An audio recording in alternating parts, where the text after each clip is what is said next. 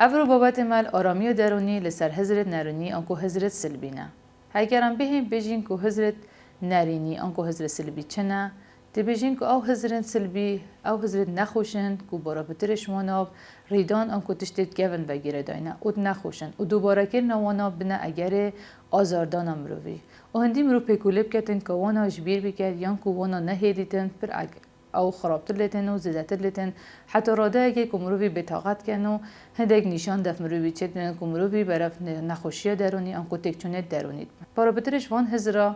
حضرت نرینی درنگی شف و دم خوید مروی چید بنا اگر تکچونا خویل دف مروی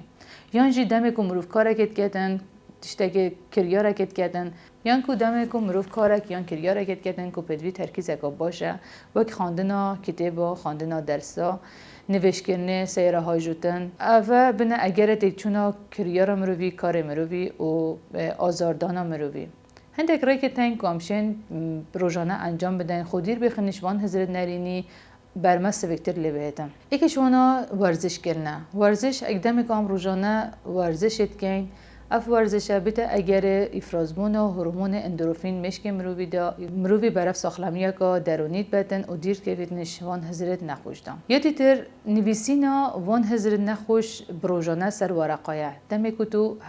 دمی که اف حضرت بمروی چید بند امشین وان حضرت سر ورقه که خالی کن دی بیت اگر سوک بونا مرویش وان حضرت چون که اف حضرت دمت مشکیت داد چید بیتن اکثر تو خالید که سر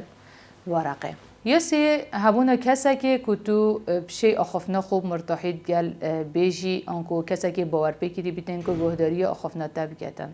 دم کتو وان حضرت سلبی گل کسی که باوری بیتن تو بجدار که وان حضرت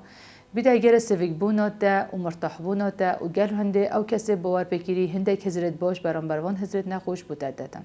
شمیا گرنتر اوکو تو خود دیر بخیشوان کسان وان تشتن که بنا اگر حضرت زده بوده شمیا گرنتر اوکو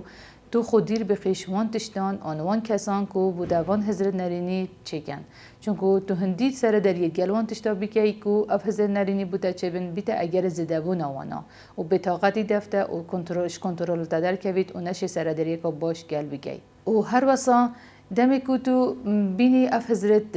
نخوش آنکه اف حضرت نرینی بوده چید بین پیکولب که خوب بخیا مجاله که دیتر حضرت خوب بخیا سر هندک بابت دیتر و کو گهداری و موزیکه که یان جی هندک برنامه تلویزیونیت باش کو سرنج راکش بن و حضرت سلوی سوکتر لیکن آنکو حضرت آنکو ترکیزت برفنده تشتید باشتر ببن اول بیتا اگر هنده که تو خوشوان حضرت نرینی هدی دیر لیکی تا کو بابت که دیل آرامی و درونی خاطرها